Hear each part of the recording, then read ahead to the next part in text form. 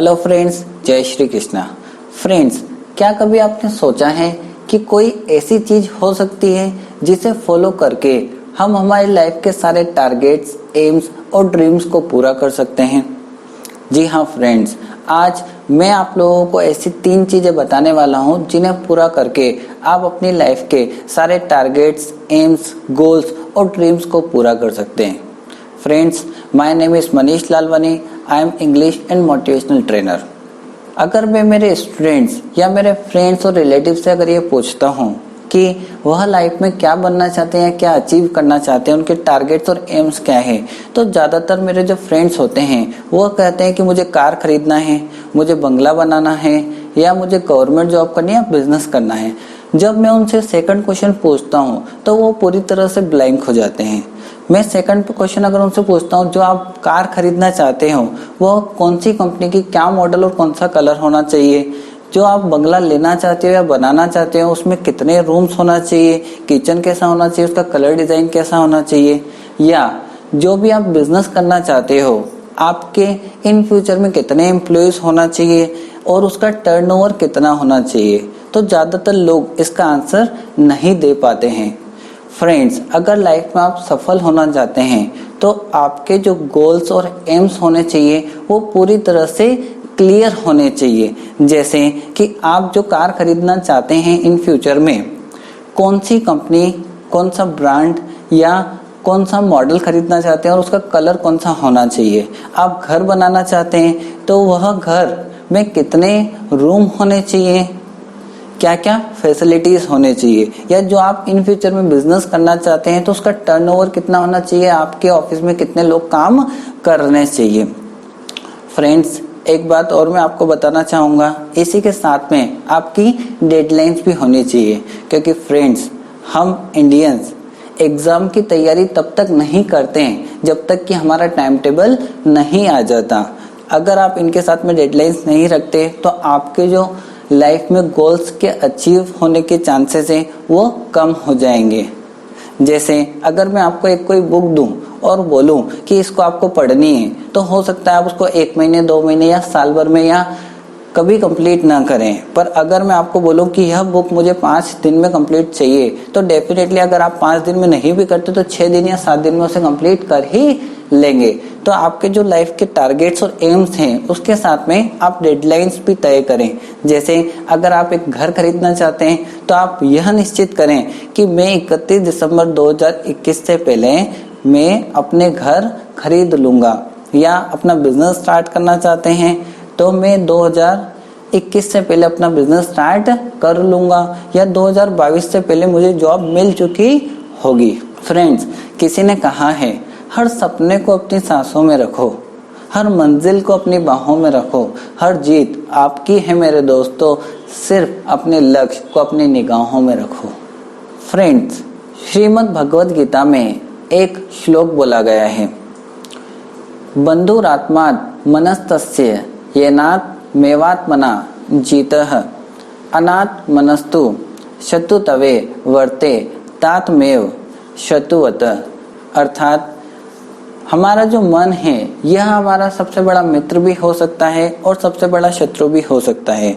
अगर आप अपने मन पर कंट्रोल कर लेते हैं तो यह आपका सबसे बड़ा मित्र बन जाता है, और अगर आप इस पर कंट्रोल नहीं कर पाते तो यही आपका सबसे बड़ा शत्रु बन जाता है। फ्रेंड्स, हमारे जीवन में 2 तरीके के काम होते हैं।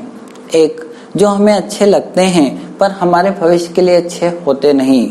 जैसे हम टीवी देखते हैं, सोशल नेटवर्किंग साइट्स पर टाइम स्पेंड करते हैं, फ्रेंड्स के साथ में घूमते फिरते हैं। ये सारी चीजें हमें उस समय तो बहुत अच्छी लगती है पर हमारे भविष्य के लिए अच्छी होती नहीं है। दूसरी जो हमें अच्छी लगती नहीं है पर हमारे लिए, हमारे भविष्य के लिए बहुत अच्छी होती है। जैसे जब हम बुक्स पढ़ते हैं तो हमें नींद आने लगती है, हम बोर होने लगते हैं, पर यह हमारे भविष्य के लिए बहुत अच्छा है।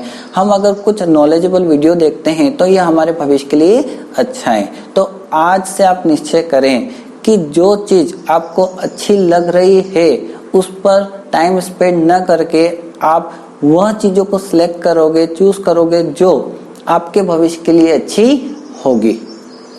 एक बात और फ्रेंड्स, हमें जिंदगी में वही काम करने हैं जो हमें हमारे लक्ष्य के करीब पहुंचाए, न कि हमें हमारे लक्ष्य से दूर पहुंचाए। फ्रेंड्स, बहुत समय पहले एक राजा हुआ करते थे जिनका नाम था उत्तानपाद। उनकी 2 पत्नियां थी। दोनों पत्नियों से एक एक पुत्र था। छोटी वाली जो पत्नी थी वो बड़ी वाली पत्नी से बहुत जेलिस किया करती थी। एक बार जब राजा छोटी वाली पत्नी के साथ बैठे होते हैं, इतने में बड़ी वाली पत्नी का पुत्र आकर पिताजी की गोद में बैठ जाता है और जो छोटी वाली पत्नी होती है वह उस पुत्र को उतार कर और अपनी माँ के पास भेज देती है। पुत्र रोता रोता अपनी माँ के पास जाता है और कहता है कि छोटी माँ मुझे पिताजी की गोद में बैठने नहीं देती है। इतने में उसकी जो माँ होती है वह कहती है कि अगर बैठना ही है तो जगत पिता परमेश्वर की गोद में बैठो, पिताजी की गोद में क्या रखा है। तो यह बात उसे दिल पर लग जाती है और वह जगत पिता परमेश्वर की खोज में निकल जाता है।